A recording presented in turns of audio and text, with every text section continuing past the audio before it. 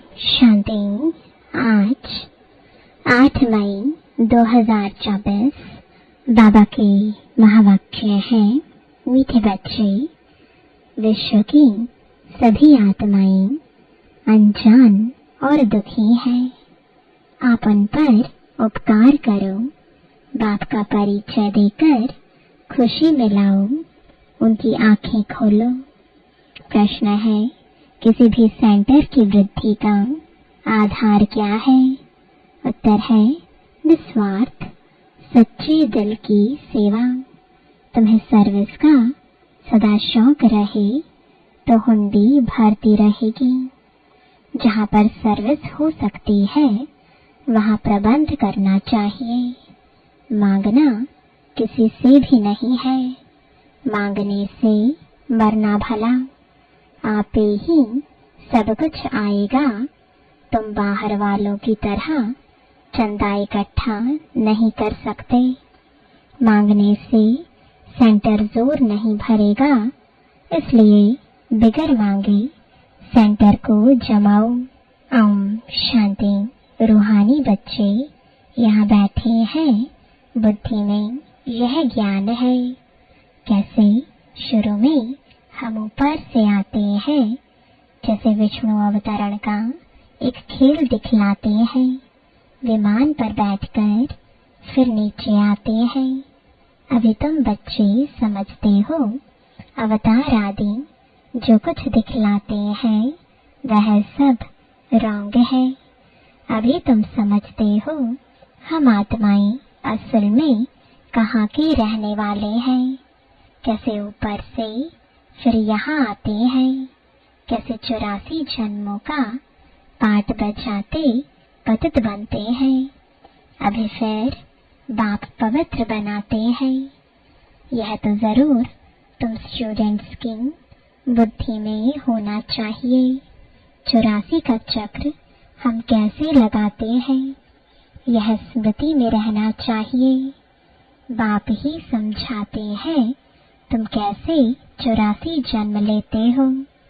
कल्प की आयु को लंबा चौड़ा टाइम देने कारण इतनी सहज बात भी मनुष्य समझते नहीं, इसलिए ब्लाइंड फेथ कहा जाता है। जो भी और धर्म है वह कैसे स्थापन होते हैं, यह भी तुम्हारी बुद्धि में है। तुम जानते हो, पुनर्जन्म लेते लेते पाठ बजाते बजाते अभी अंत में आकर पहुँचे हैं। अब फिर वापस जाते हैं।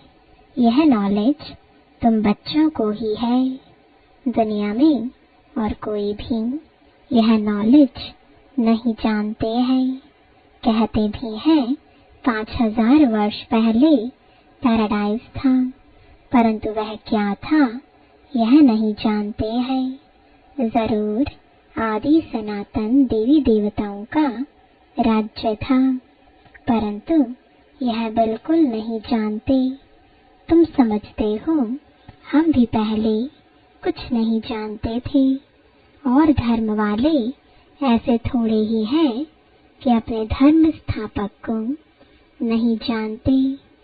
तुम अभी जानकर नॉलेजफुल बने हो, बाकी सारी दुनिया अनजान है।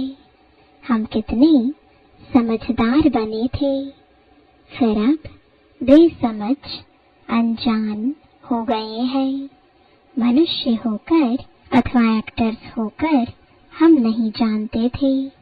नॉलेज का प्रभाव देखो कैसा है, यह तुम ही जानते हो।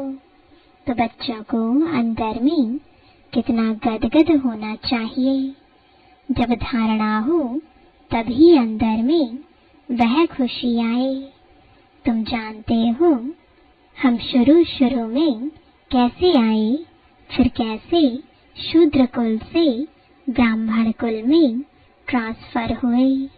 यह सृष्टि का चक्र कैसे फिरता है, सो तुम्हारे सिवाय दुनिया में कोई भी जानता नहीं है। अंदर में यह ज्ञान डांस होना चाहिए। बाबा हमको कितनी वंडरफुल नॉलेज देते हैं। जिस नॉलेज से हम अपना वर्षा पाते हैं। लिखा हुआ भी है इस राजयोग से मैं तुमको राजाओं का राजा बनाता हूँ, परंतु कुछ समझ में नहीं आता था। अभी बुद्धि में सारा राज आ गया है। हम शूद्र से अब सुब्राह्मण बनते हैं। यह मंत्र भी बुद्धि में है। हम सुब्राह्मण फिर देवता बनेंगे, फिर हम उतरते उतरते नीचे आते हैं। कितना पुनर्जन्म लेते चक्र लगाते हैं। यह नॉलेज बुद्धि में रहने कारण खुशी भी रहनी चाहिए। औरों को भी यह नॉलेज कैसे मिले? कितने ख्यालात चलते रहते हैं। कैसे सबको बाप का परिचय दें? तुम ब्राह्मण कितना उपकार करते हो। बाप भी उपकार करते हैं ना। जो बिल्कुल ही अनजान है उन्हों को सदा सुखी बनाए, आंखें खोले। खुशी होती है ना। जिनको सर्विस का शौक रहता है उन्हों को अंदर में आना चाहिए। बहुत खुशी होनी चाहिए।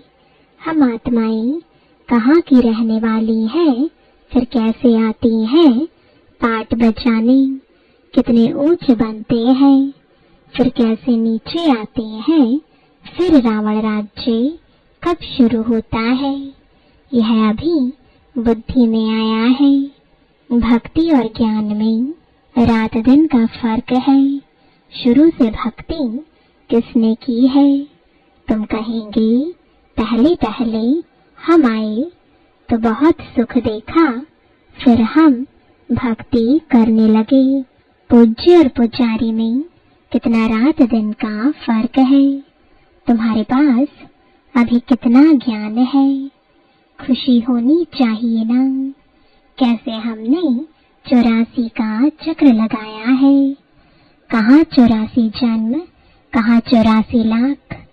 इतनी छोटी सी बात भी किसके ध्यान में नहीं आती है।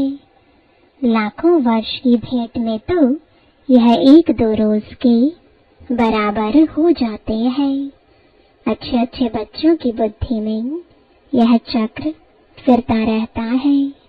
तभी कहा जाता है स्वदर्शन चक्रधारी। सतयुग में यह नॉलेज होती नहीं। स्वर्ग का कितना गायन है। वहाँ सिर्फ भारत ही था। जो था वह फिर बनना ही है।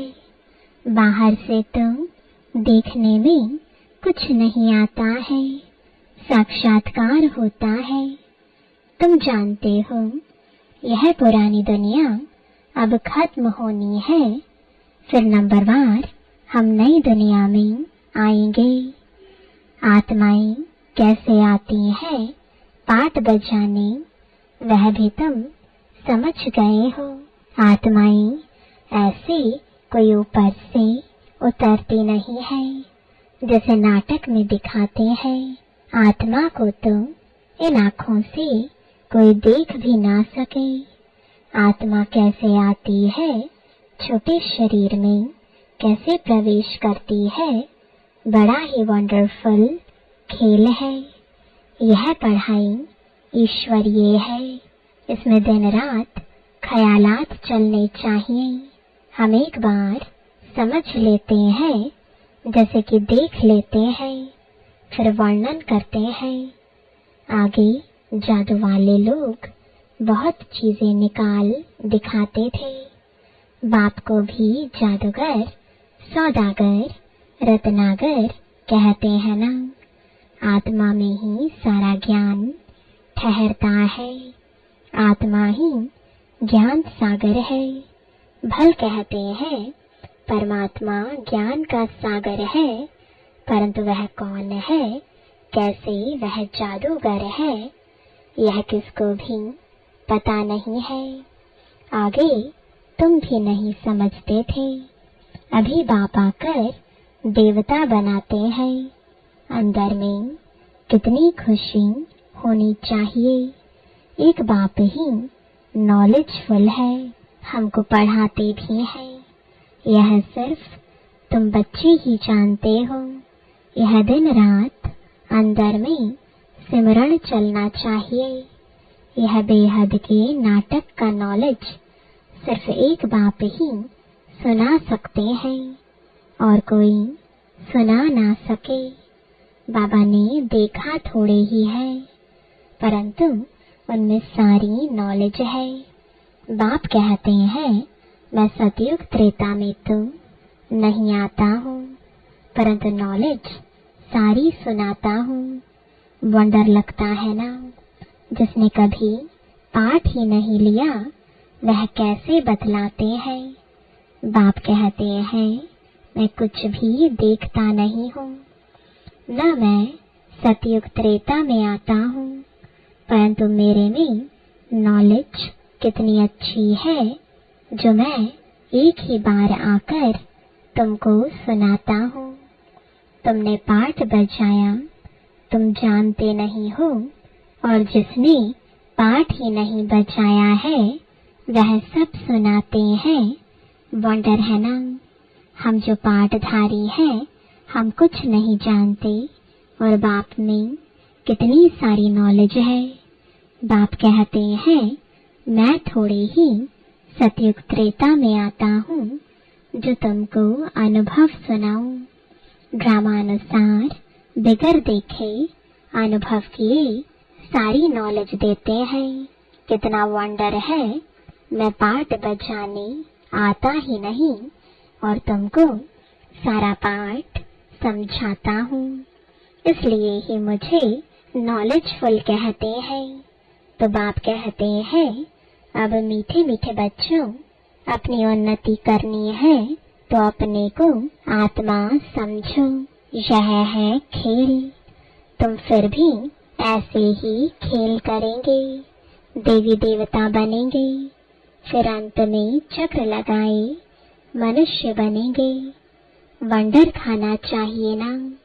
बाबा में यह नॉलेज कहाँ से आई? उनका तो कोई गुरु भी नहीं। ड्रामा अनुसार पहले से ही उनमें पाठ बजाने की नोंद है। इसको कुदरत कहेंगे ना। हर एक बात वंडरफुल है। तो बाप बैठ नई नई बातें समझाते हैं। ऐसे बाप को कितना याद करना चाहिए। 84 के चक्र को भी याद करना है। यह राज भी बाबा ने ही समझाया है।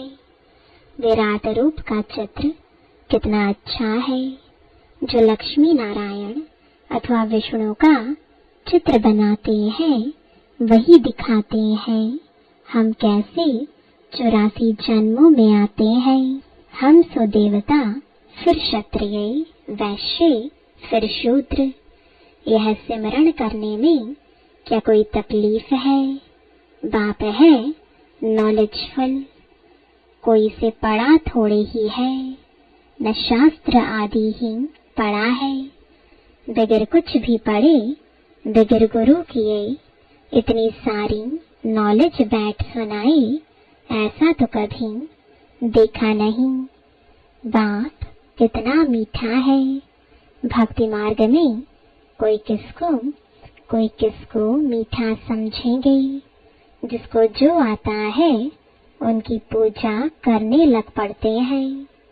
बाबा बैठ सब राज समझाते हैं।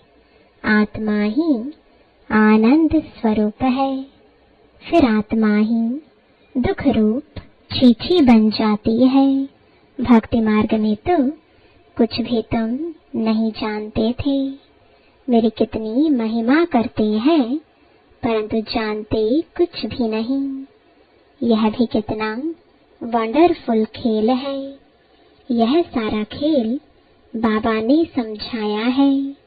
इतने चित्र सीढ़ी आदि के कभी देखे भी नहीं थे। अब देखते हैं, सुनते हैं तो कहते भी हैं यह ज्ञान तो यथार्थ रीति है, परंतु काम महाशत्रु है, इस पर जीत पानी है। तो यह सुनकर ढीले पड़ जाते हैं। तुम कितना समझाते हो, समझते ही नहीं। कितनी मेहनत लगती है, यह भी जानते हैं। कल्प पहले जिन्होंने समझा था, वही समझेंगे। दैवी परिवार वाले जितने बनने वाले होंगे, उन्हों को ही धारणा होगी। तुम जानते हो, हम श्रीमत पर राजधानी स्थापन करते हैं। बाप का डायरेक्शन है, औरों को भी आप समान बनाओ।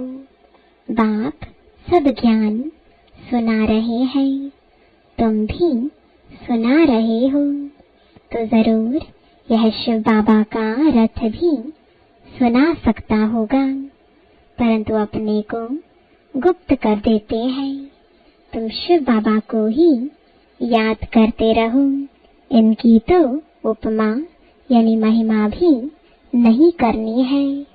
सर्व का सद्गतिदाता, माया की जंजीरों से छुड़ाने वाला एक ही है।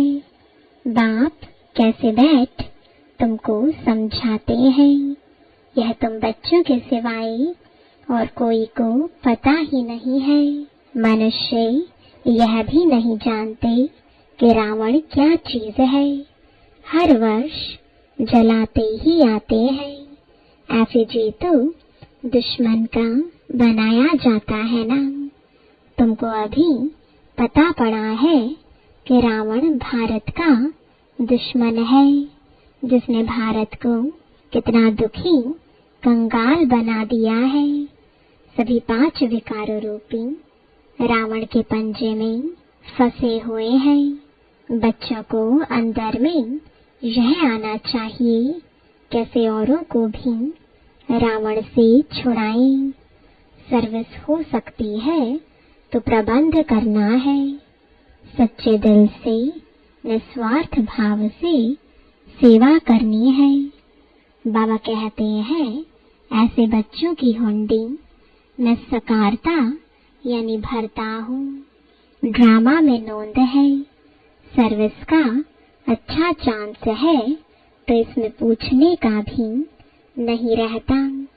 बाप ने कह दिया है, सर्विस करते रहो।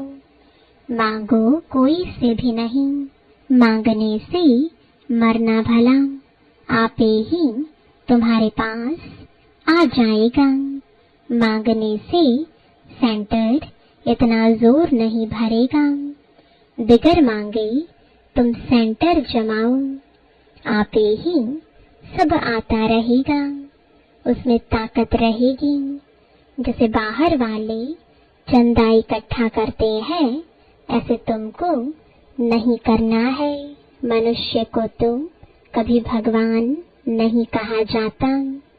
ज्ञान तो है बीज, बीज रूप बाप बैठ तुमको ज्ञान देते हैं।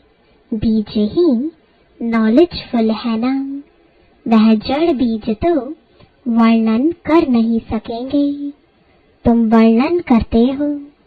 सब बातों को समझ सकते हो। इस बेहद के झाड़ को कोई भी समझते नहीं है। तुम अनन्य बच्चे जानते हो, नंबरवार पुरुषार्थ अनुसार। बाप समझाते हैं, माया भी प्रबल है, कुछ सहन भी करना पड़ता है। कितने कड़े कड़े विकार हैं। अच्छे अच्छे सर्विस करने वालों को चलते चलते ऐसी माया की चमाट लग जाती है। कहते हैं, हम तो गिर गए। सीढ़ी ऊपर चढ़ते चढ़ते नीचे गिर पड़ते हैं, तो की कमाई सारी चट हो पड़ती है। दंड तो जरूर मिलना चाहिए। बाप से प्रतिज्ञा करते हैं, ब्लड से भी लिख कर दिया, फिर भी गुम हो गए। बाबा पक्का करने लिए देखते भी हैं। इतनी युक्तियां करते हुए भी फिर दुनिया की तरफ चले जाते हैं। कितना सहज समझाते हैं। पाठधारी को अपने पाठ का ही सिमरण करना चाहिए। अपना पाठ कोई भूल थोड़े ही सकता है। बाप तो रोज रोज भिन्न भिन्न प्रकार से समझाते रहते हैं। तुम भी बहुतों को समझाते हो, फिर भी कहते हैं हम बाबा के सम्मुख जाएं। बाप का तो वंडर है, रोज मुरली चलाते हैं। वह है निराकार, नाम रूप देश काल तो है नहीं, फिर मुरली कैसे सुनाएंगे। वंडर खाते हैं, फिर पक्के होकर आते हैं। दिल होता है ऐसा बाप वर्षा देने आए हैं, उनसे मिले। इस पहचान से आकर मिले तो बाप से ज्ञान रत्न धारण कर सकें, श्रीमत को पालन कर सकें। अच्छा, मीठे मीठे सिकिलदे बच्चों प्रति माता पिता बाप दादा का याद प्यार और गुड मॉर्निंग। रूहानी बाप की रूहानी बच्चों को नमस्ते। रूहानी बच्चों की रूहानी बाप दादा को गुड मॉर्निंग और नमस्ते। धारणा के लिए मुख्य सार है, पहला, ज्ञान को जीवन में धारण कर खुशी में गदगद होना है। वंडरफुल ज्ञान और ज्ञानदाता का सिमरण कर ज्ञान डांस करना है। दूसरा, अपने पाठ का ही सिमरण करना है, दूसरों के पाठ को नहीं देखना है। माया बड़ी प्रबल है, इसलिए खबरदार रहना है। अपनी उन्नति में लगे रहो, सर्विस का शौक रखो। वरदान है, अच्छाई पर प्रभावित होने के बजाय उसे स्वयं में धारण करने वाले परमात्म स्नेही भव। अगर परमात्म स्नेही बनना है तो बॉडी कॉन्शियस की रुकावटों को चेक करो। कई बच्चे कहते हैं यह बहुत अच्छा या अच्छी है, इसलिए थोड़ा रहम आता है।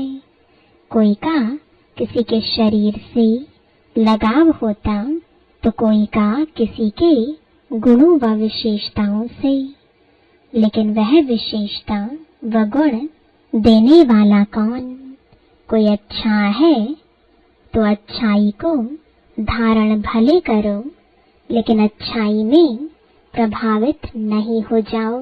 न्यारे और बाप के प्यारे बनो। ऐसे प्यारे अर्थात परमात्म स्नेही बच्चे सदा सेफ रहते हैं। स्लोगन है, साइलेंस की शक्ति इमर्ज करो तो सेवा की गति फास्ट हो जाएगी। ओम शांति।